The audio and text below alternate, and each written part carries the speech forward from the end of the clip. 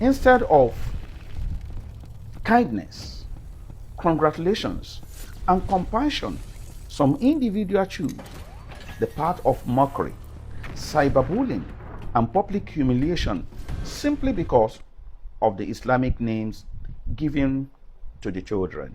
Lẹ́yìn tí mo fi fọ́nrán síta tí mo ṣàlàyé fún Mr. Abdulateef wípé kò bójúmu pẹ̀lú bí wọ́n ti ṣe jáde tó, bí wọ́n ti ṣe ríta tó, ẹ wá bí ọmọ mẹ́ta, ẹ wá sọ àwọn ọmọ mẹ́tẹ̀ẹ̀ta ní ẹrú. Ẹrú Lateef Adedimeji, bàbá ẹrú mẹ́ta. Congratulations to you. Aku ewu, Olúwa wò, Olúwa dá sí.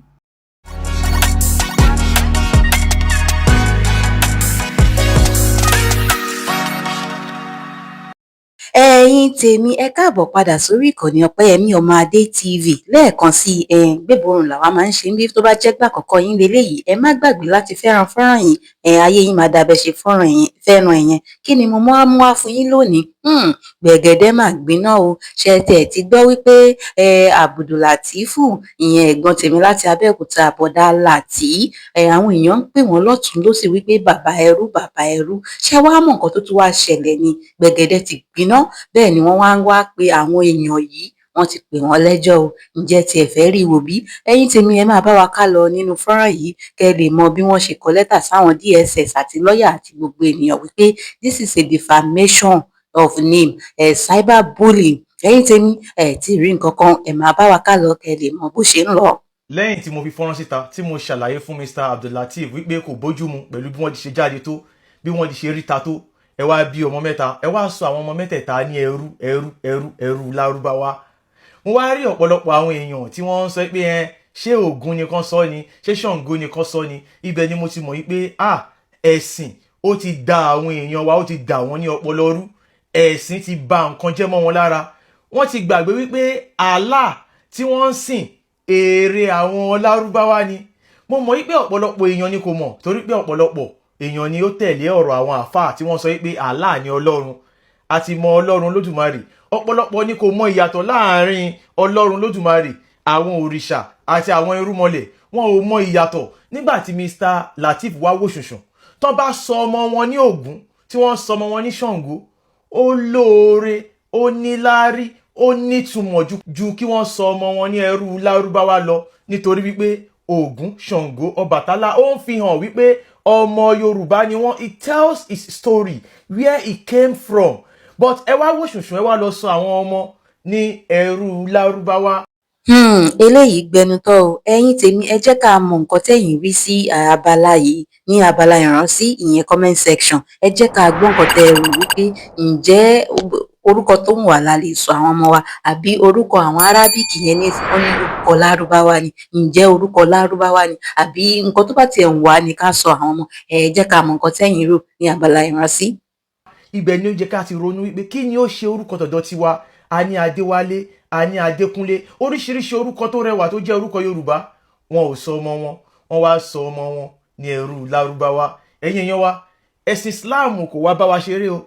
Ẹ̀sìn Islam ó wá láti wá da ojú àṣà àti ìṣe wa bolẹ̀. Ẹ̀sìn Islam ó wá láti wá kó wa ní papámọ́ra. Ẹ̀sìn Islam ó wá láti wá pa ìtàn wa rẹ́, kó wá sọ wá di ọmọ lárúbáwá ní orí ilẹ̀ wa. Mr. Lateef jáde. Àwọn Chinese wọn ò jórúkọ lárúbáwá, àwọn Japanese wọn ò jórúkọ lárúbáwá, àwọn British wọn ò jórúkọ lárúbáwá. Oníkálukú ló ní orúkọ tí wọ́n ń jẹ́ nínú ìran wọn. Mr. Lateef Adedimeji, kò bá dá kẹ́ ẹ ronú, kẹ́ ẹ lọ yí orúkọ àwọn ọmọ yìí padà kúrò ní ẹrú tí wọ́n ń jẹ́. Ẹ wò ṣùnṣùn ẹ̀yin fún ara yín, ẹ̀yin jẹ́ ẹrú, ẹ tún wá sọ àwọn ọmọ yín ní ẹrú. Ẹ̀yin èèyàn wa, Allah kò kí ń ṣọlọ́run Olódùmarè, èrè lásán ni. Ǹjẹ́ mọ̀ pé kí Islam tó bẹ̀rẹ̀ òun ni wọ́n ti ń sin ṣìgìdì Allah. Mo béèrè mo ní was Allah worshipped in pre-Islamic era? Wọ́n ní yes, Allah was known and worshipped in pre-Islamic Arabia but within a polytheistic context rather than strict monotheism. Ìtumọ̀ ẹ̀ ni wípé wọ́n ti ń sin Allah kí Islam tó bẹ̀rẹ̀, ó pẹ̀lú àwọn ọ̀pọ̀lọpọ̀ ṣìgìdì 360 tí wọ́n ń sìn. Wọn ò sin òun nìkan. Nǹkan tí Muhammadu wá ṣe ni pé kán máa sin ṣìgìdì Allah nìkan. Pre-Islamic Arabs, particularly the Quraysh tribe in Mecca, acknowledge Allah as a supreme creator deity or god of gods. Wọ́n ní àwọn ará Lárúbáwá kí Islam tó bẹ̀rẹ̀, àgàgà àwọn ará Kùrẹ́ṣì, wọ́n gbà fún Allah pé òun ni olórí àwọn ṣìgìdì, but worshipped him alongside smaller idols. Wọ́n sìn pẹ̀lú àwọn ṣìgìdì kékèké such as Uba, Alat and Al-Uzza. Wọ́n sìn pẹ̀lú àwọn ṣìgìdì kékèké bíi Alat, Al-Manat, Al-Uzza. Allah ṣìgìdì ni. Inú orúkọ Allah, inú ẹ̀ ni Mr. Lateef wá ti lọ mú orúkọ. Àwọn ọmọ yẹn wá ń jẹ́ ẹrú fún ṣìgìdì Allah yẹn. Mo tún gbọ́ tuntun eléyìí gbẹnu tán. Ẹ̀yin Tọ́pẹ́yẹmí kí lẹ rí sí eléyìí pọ̀ ṣe rí bí àyà mi ń ṣe pé kí ló ń ṣẹlẹ̀ báyìí. Ṣé ẹ gbọ́ nǹkan tí ọ̀gbẹ́ni yìí sọ wípé Allah ṣìgìdì ni? Nǹkan tí mò ń sọ rèé o, àwọn tí wọ́n ń tú Kùránì yẹn rèé o, ṣé ẹ ti rí ìbẹ́yìn náà fi ti ara yín gbọ́ báyìí? Ṣìgìdì ni Allah. Ọlọ́run kó ṣàánú wa báyìí o, Ọlọ́run kó ṣàánú wa o. Ká tẹ̀síwájú, mo wá béèrè báwo ni wọ́n ṣe ń sin Allah yìí. Polytheistic Arabs often saw Allah as the head of pantheon. Àwọn ọ̀ṣẹ̀bọ Lárúbáwá wọ́n rí Allah gẹ́gẹ́ bí olórí àwọn ṣìgìdì yẹn, sometimes associating him with jinns, considering other deities like idols as intercessors who brought them closer to him. Wọ́n rí àwọn ṣìgìdì kékèké bíi wípé àwọn ni wọ́n ń gbé òun súnmọ́ ṣìgìdì Allah. The Kaaba tẹ́ ń lọ lé ní. The Kaaba in Mecca was already considered holy site, often called Beit Allah, meaning house of Allah. Wọ́n ti mọ Kaaba yẹn as ilé Allah kí Islam tó bẹ̀rẹ̀. Ilé Allah ṣì nílé ni mo máa kà fún yín. Where they worshipped Allah alongside with numerous idols, including Uba, tí wọ́n ń sin Allah pẹ̀lú àwọn ṣìgìdì míì tó kù pẹ̀lú Uba ní ilé Allah yẹn Kaaba. Ilé shrine ni, ojúbọ òun ni Kaaba. Usage of the name. The term Allah derived from Al-Ilah, the God, was common. Wọ́n ní orúkọ Allah yìí wọ́n ti ń lò kí Islam tó bẹ̀rẹ̀. And it appeared in theophoric names such as that of Muhammad's father Abdullah. Wọ́n ní orúkọ yìí ó dẹ̀ ti wà nínú orúkọ tí wọ́n ti ń jẹ́ tẹ́lẹ̀ bí ẹrú Allah, Abdullah. Wọ́n ti ń jẹ́ Abdullah kí Islam tó bẹ̀rẹ̀. Allah yẹn náà ni ẹ̀ ń bá wọn sìn lẹ́ni. Èrè ni Mr. Abdulateef wá fẹ́ fún àwọn ọmọ wọn lórúkọ. Wọ́n wá ń fún àwọn ọmọ wọn ní ẹrú. Wọ́n sọ àwọn ọmọ wọn ní ẹrú ṣìgìdì Allah, ẹrú Allah alẹ́ Lárúbáwá. Ẹ̀yin èèyàn wa já ṣe làákàyè. Ẹ ká wá lọ sí Suratu Quraysh, Quran chapter 106. Ẹ máa gbọ́. Ó ní ẹ̀yin Tọ́pẹ́yẹmí eléyìí pọ̀ ara mi ń gbọ̀n torí inú súrà lọ tó ń lọ báyìí, ẹ jẹ́ ká jọ gbọ́ papọ̀ o. Ìkẹ́ láti ọ̀dọ̀ Allahu fún ìdílé Kùrẹ́ṣì láti wà papọ̀ nínú ààbò, fún wọn láti wà papọ̀ nínú ààbò lórí ìrìn àjò wọn ní ìgbà òtútù àti ní ìgbà ooru. Nítorí náà ẹ̀yin ará Kùrẹ́ṣì ẹ máa jọ́sìn fún Allah olúwa ilé Kaaba yìí. Ṣé ará Kùrẹ́ṣì ni Mr. Abdulateef tí wọ́n fi sọ àwọn ọmọ wọn ní orúkọ Allah olúwa ilé Kaaba? Ẹni tí ó fún wọn ní jíjẹ ní àsìkò ebi tí ó sì fi wọn láyà balẹ̀ ní àsìkò ìpayà. Èèyàn wa ẹ jẹ́ ká ṣe làákàyè. Àṣà àti ìṣe ìlú onílùú ohun là ń ṣe. Àṣà àti ìṣe àwọn Lárúbáwá òun ní Islam, ẹ̀sìn àwọn Fúlàní ni. Àmọ́ tó bá pé Mr. Lateef Adedimeji tó bá pé Fúlàní ni wọ́n lè fi orúkọ àwọn ọmọ ilẹ̀. Àmọ́ tó wọ́n bá kí ń ṣe Fúlàní, orúkọ Yorùbá tó rẹwà, báwo ni ọmọ aládé ṣe máa sọ àwọn ọmọ ẹ̀ ní orúkọ ẹrú? Ẹ jẹ́ ká ṣe làákàyè. Ẹ̀sìn Islam irọ́ lásán ni. Allah ò lágbára kankan, èrè lásán ni. Allah kò kí ń ṣe Ọlọ́run Olódùmarè, èrè lásán ni. Paracetamol 10 naira ó lágbára ju Allah lọ. Mo sọ yìí mo dúró. Ẹ̀yin Tọ́pẹ́yẹmí kí lẹ̀yin rí sí nǹkan tí ẹni yìí sọ? Ẹ jẹ́ ká mọ̀ ní abala ìrísí ìyẹn comment section. Èmi náà fẹ́ gbọ́ láti ọ̀dọ̀ yín, fẹ́ kọ́ láti ọ̀dọ̀ yín. Ṣé ẹ rí ọ̀rọ̀ yìí? Ó gba rírò, ó gba kéèyàn ọ̀rọ̀ gidi gan ni. Fọ́nrán mi tí mo tún máa fi hàn yín ni ẹlòmíì tó tún pe bọ̀dá Láti ní bàbá ẹrú again. Àmọ́ kí n tó wá lọ sí ibẹ̀ yẹn, ẹ̀yin tèmi nǹkan tó ń ṣẹlẹ̀ yìí ó ń ṣe mí bákan. To be honest, mi ti play fídíò ìtẹ́lẹ̀ kí n tó bẹ̀rẹ̀ kí ni mo kàn ṣe wá ti bẹ̀rẹ̀ ni, àmọ́ ibi tí mo wò dé ó wíìkì mi bákan bí mo ṣe wá ń sọ lọ. Bọ̀dá Láti sọ àwọn ọmọ wọn ní orúkọ Yorùbá. Ó kàn jẹ́ wípé ó dà pé Kẹ́hìndé ìyẹn Abdulrahman Abirahim ìyẹn ni mo mọ̀ wípé oúnjẹ Adétọ̀nà. Wọ́n sọ àwọn adé ní fún àwọn ọmọ yẹn náà. Bóyá ká wá sọ pé kán tẹ Adétọ̀nà mọ́ wọn lórí. Abdulrahim Abdulrakibu yẹn Abdulrahman yẹn náà ni kí wọ́n máa pè wọ́n. Eléyìí ó gbẹnu tọ́yìn tèmi.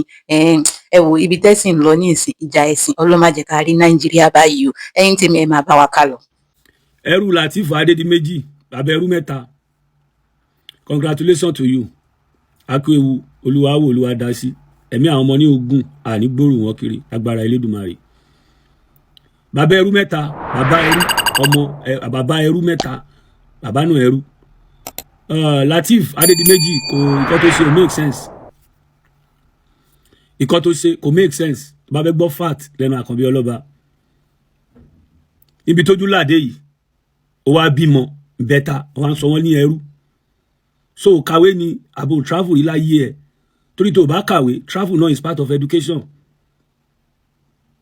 tó bá jẹ́ ordinary individual ló ṣe nǹkan yẹn kò sí kan tó kàn wá a máa wò pé aláìmọ̀ kan ni ó wá jẹ́wọ́ tó jẹ́ gbajúgbajà nínú àwọn òṣèré tíátà ilẹ̀ Yorùbá àṣà àti ṣe Yorùbá ló fi ń jẹun ló fi ń mu ló fi ń bọ́yàwó ẹ̀kọ́ wo ló fẹ́ káwọn èèyàn kọ́ lára ẹ̀ ń sìn kí láwo kọ́ ṣe táwọn èèyàn fẹ́ máa wò lára ẹ̀ òun káwọn èèyàn máa sọ ẹ́ lẹ́nu ló fi sọ àwọn ọmọ rẹ lẹ́rú àwọn èèyàn máa bu ẹ ló fi sọ àwọn ọmọ yẹn ti mórúkọ àmútọ̀run wá already ó wá wò sùsùn ó wá sọ àwọn ọmọ rẹ lẹ́rú ìwọ náà wá di bàbá ẹrú mẹ́ta ìwọ gangan ẹrú Abdulateef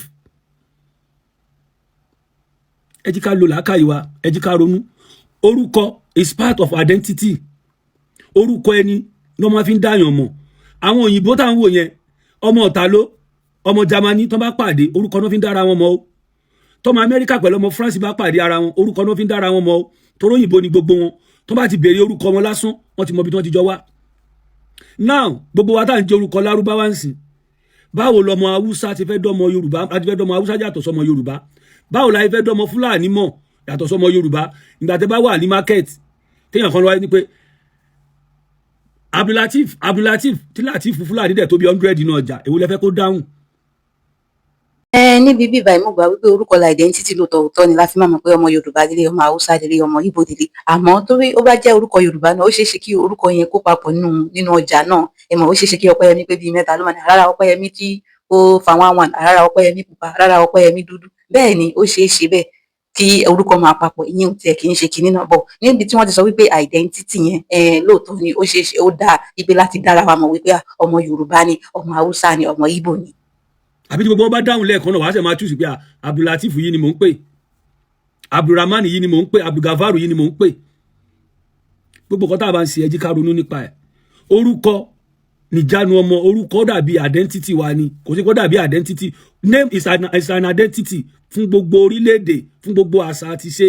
ẹ̀yin tèmi wá gbélé ìtókàn ṣe rí gbogbo àwọn èèyàn tí wọ́n ti pe bọ̀dà Láti yìí ìyẹn Lateef Adedimeji wípé ó sọ àwọn ọmọ ẹ̀ lórúkọ ẹrú làwárí èèyàn kan náà tó tún jáde tí wọ́n ń kọ open letter sí àwọn DSS lọ́ọ̀yà àti àwọn lawmaker àwọn nǹkan kan bẹ́ẹ̀ yẹn tí ó ṣà ń kà sí wa létí wípé this is a defamation of character bóyá of person ṣá àti ẹ má jẹ́ ń gbà kókó yín kí ẹ gbọ́ àwọn bàbá máa ń sọ pé ẹnu onípọ̀n láti ń gbọ̀n pọ̀n.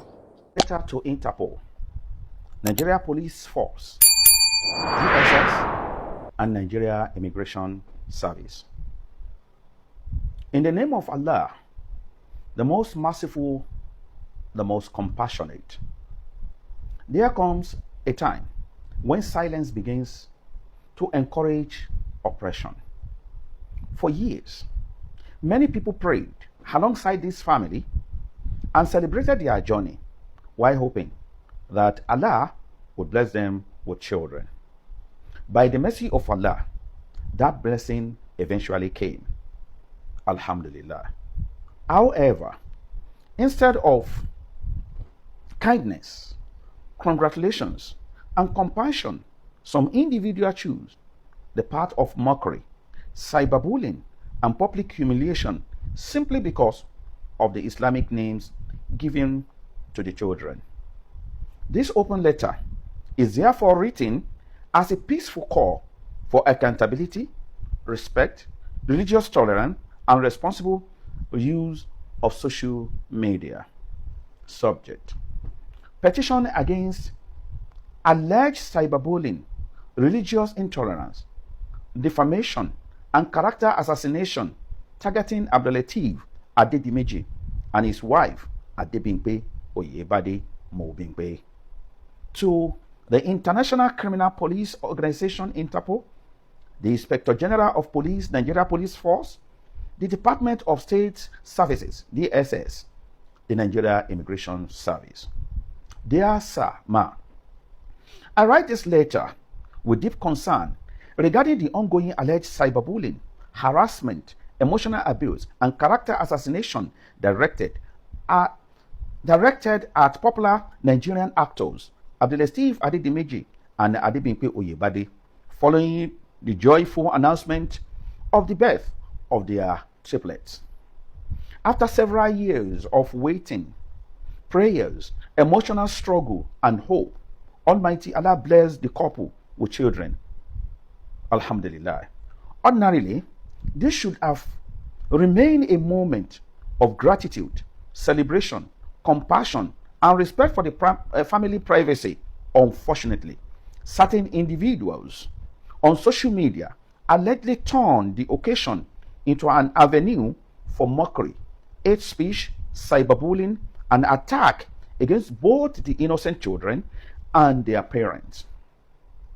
Particularly disturbing is the conduct of an individual identified on social media with the handle MS Baba, who allegedly refer the children as slaves because of the Islamic name given to them by their parent. Such statements are not only insensitive and morally unacceptable, but may also amount to religious intolerance, cyber harassment, defamation, and emotional abuse capable of causing psychological harm. ẹ̀yin tèmi ǹjẹ́ òfin wà tó de àwọn èèyàn yìí torí wípé ẹni yìí àwọn nǹkan tó ń kà ní wípé ó ń ka lẹ́tà wípé sí àwọn DSS àti àwọn àǹkó pé kí wọ́n gbé kí wọ́n stop wọn àbí kí wọ́n lọ gbé wọn ni àbí báwo ìyẹn ni òye mẹ́mọ́ tó bá ti di olóyìnbó dé báyìí ọ̀rọ̀ máa ń dàrú máa ń dàpọ̀ ní tó bá yẹ pé Yorùbá lọ fi sọ́ọ̀sì ó máa yé èmi lẹ́yìn Tọ́pẹ́yẹmí àní rí jù bẹ́ẹ̀ lọ nínú fọ́nrán tòní gẹ́gẹ́ bẹ́ẹ̀ ṣe ti mọ̀ wípé gbéborùn làwa máa ń ṣe bí káwa ṣáà ti lọ káàkiri lórí íńtánẹ́ẹ̀tì ká gbé wá fún yín òun lèmi máa ń ṣe ẹ̀yin tèmi màá tún máa rí yín nínú fọ́nrán mi tó ń bọ̀ àmọ́ ẹ má gbàgbé láti fẹ́ràn fọ́nrán yìí tó bá wá jẹ́ gbà kọ́kọ́ yín leléyìí lórí ìkànnì yìí ẹ má gbàgbé láti subscribe torí wípé èmi máa máa gbé wá fún yín torí wípé alárìnká of YouTube alárìnká of íńtánẹ́ẹ̀tì láwa fẹ́yìn tí ẹ bá ráyè ẹ mọ̀ pé YouTube ẹ máa rí àwọn certain things ẹ tẹ́ bá fẹ́ rí wọn Ọpẹ́yẹmí máa ṣe kí ni ó máa gbé wá fún yín tó bá ti jẹ́ pé lórí bí wọ́n ṣe ń fa ìsìláàmù lẹ́sùn ló sì yìí ni máa gbé wá tó bá yẹ pé lórí àwọn actors and actresses wa àwọn òṣèré wa iná ni Ọpẹ́yẹmí máa gbé wá fún yín a ṣẹ̀ṣẹ̀ bẹ̀rẹ̀ ní àìtí ìmọ̀ṣẹ́ dáadáa èyí tèmi kò jẹ́ bó ṣe jẹ́ èmi á máa sọ wípé ibi tẹ́tí ń rọra dẹ́ta kò ní tán bẹ́ẹ̀ ọwọ́ yín ò ní kàn sàlẹ̀ àpò ẹ ò ní rí nǹkan gbé sọnù bí kò ń ṣe bí ọmọ ire lójú owó ń ire báyìí lójú ìmọ̀ máa rí ẹ máa ṣe eré èmi náà máa ṣe eré gbogbo wa báyìí lájọ máa ṣe eré lápapọ̀ yín Tọ́pẹ́yẹmí ó dàbọ̀. I humbly call on relevant authorities to 1. Investigate the alleged act of cyberbullying and defamatory statement. 2. Determine whether any provision relating to cybercrime, hate speech, defamation, harassment, or public incitement have been violated. 3. Caution social media users against weaponizing religion, ethnicity, or personal opinion to attack family and innocent children. 4. Reinforce the message that freedom of expression does not permit harassment, humiliation, or abuse. 5. Protect the dignity and constitutional rights of all citizens, regardless of their religious identity. As a society, we must understand that disagreement does not justify cruelty. Mocking children or attacking parents because of their religious choices weaken our shared humility and threaten peaceful coexistence. May justice, wisdom, and peace prevail in our nation. Respectively, Sheikh Uwais Lukman Olanrewaju, Naibul Imam. Today, 14/05/2026. If you believe that cyberbullying, mockery, and character assassination should not become a norm in our society, kindly share this message so people can reflect more on it. Thank you so much. God bless you.